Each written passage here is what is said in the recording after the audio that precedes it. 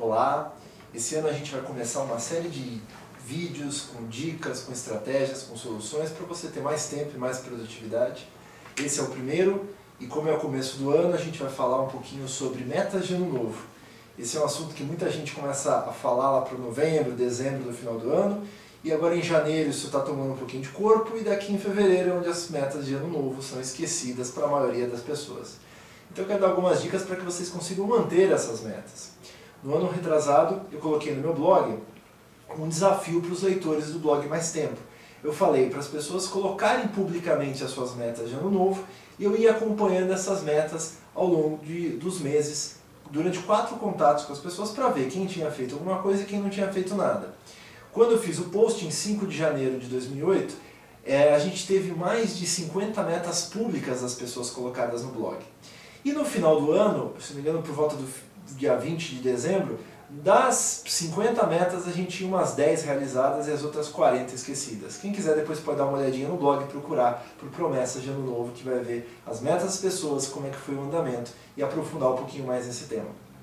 Bem, eu queria trazer algumas ideias para vocês conseguirem manter as metas de ano novo. Primeiro, vamos falar da questão de quantidade. Não tenho muitas metas para o ano. Às vezes eu vejo pessoas falando, eu quero emagrecer, quero falar inglês, quero comprar uma casa, comprar um carro, quero fazer um aumento.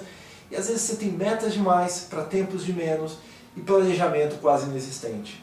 Então cuidado com isso. Para quem não tem muita habilidade de planejamento, para quem ainda não tem um método de gestão de tempo aplicado no seu dia a dia, eu recomendo que você não ultrapasse de uma, no máximo 3 metas.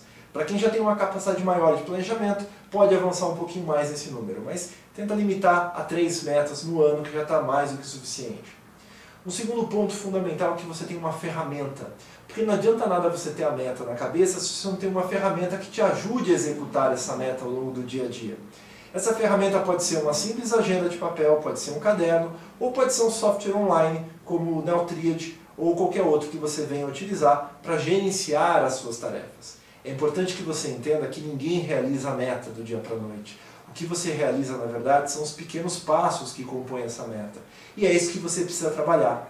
Desenvolveu a sua meta, pense num plano de ação. Isso é fundamental. Se não tiver plano de ação, não tem metas. É apenas um sonho ou um vago desejo que muito provavelmente não vai se realizar. Esse plano de ação é composto por tarefas ou reuniões, que são basicamente as suas unidades de execução ao longo do dia a dia. Então vamos supor que você queira falar inglês fluente nesse ano que está entrando. Uma meta bem comum e simples para as pessoas. Primeira coisa é você especificar bem o que você quer dessa meta. Falar inglês fluente, o que significa para você?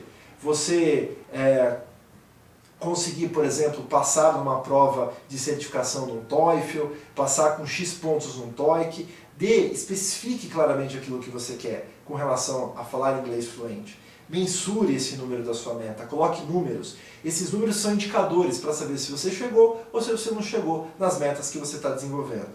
Terceiro ponto é criar realmente esse plano de ação com muita afinco, com muitos detalhes. Então você quer falar inglês fluente, a primeira atividade seria, por exemplo, você fazer a matrícula num curso de inglês. Essa é uma atividade rápida, coisa que você faz em 15, 30 minutos, às vezes numa ligação para fazer a matrícula. Outro passo de atividade seria, por exemplo, as aulas, tipo, eu faço inglês toda terça e quinta, então você teria ali uma série de compromissos, de reuniões para aula de inglês. Um outro passo poderia ser, por exemplo, comprar um CD de aulas de inglês para colocar no meu carro, uma outra pequena tarefinha. Você pode, por exemplo, procurar um amigo, por exemplo, na internet, um americano, um australiano, alguma pessoa de outro país que tenha o inglês como língua nativa para se comunicar. Pode ser uma outra tarefa. Então pensa assim, faça a sua meta, defina, mensure e faça o plano de ação. Esse plano de ação, se não tiver no mínimo umas 10 atividades muito bem especificadas, faça uma revisão, senão você não vai conseguir fazer esse plano. E uma coisa fundamental para a gente fechar esse assunto, crie atividades de monitoramento e controle.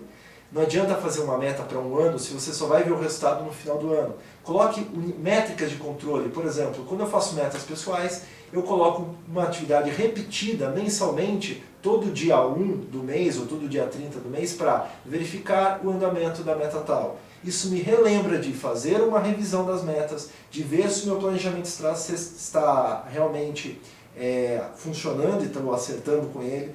Permite revisar o que eu fiz no passado e o que eu vou fazer no futuro.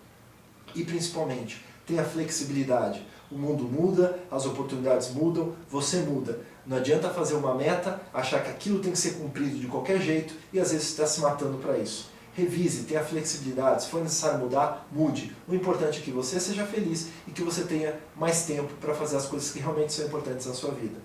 Eu gosto de fechar os vídeos e vou dizer para você para viver o seu tempo com sabedoria. Esse é o nosso slogan, é o que a gente fala na tríade, é o que eu quero falar para você. Viva o seu tempo com as coisas que realmente são importantes. Metas fazem parte dessa importância toda.